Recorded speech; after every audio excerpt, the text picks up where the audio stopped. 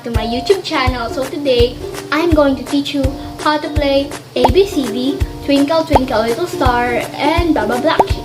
In order to play this song, we need to learn 4 chords on the ukulele. So let's begin! First chord, C. 3rd fret, 1st string. Next chord, C7.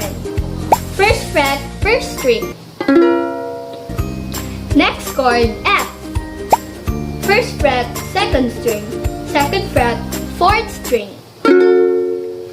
And the last chord is G. 2nd fret, 3rd and 1st string. 3rd fret, 2nd string. And guys, the strumming pattern is down, down, up. And we join them together. Down, down, up. Down, down, up. Down, down, up. Once again. Down, down, up, down, down, down, down. Let's play the song.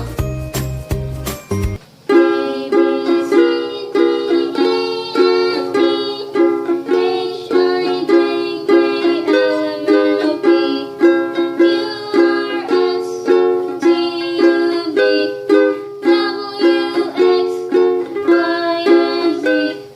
Now I know my ABC. Next time want to sing with me. Twinkle, twinkle, little star, how I wonder what you are.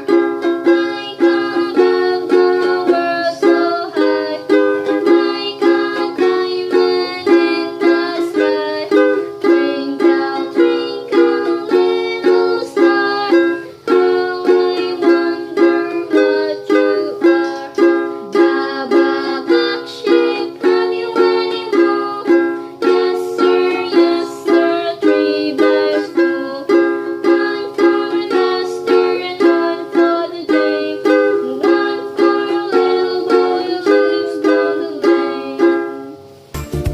And that's it! I hope you guys enjoyed the lesson for today. And it's back to school again. Don't forget to subscribe, like, comment, and share. And turn on post notifications down below. Bye guys! Thanks for watching. God bless!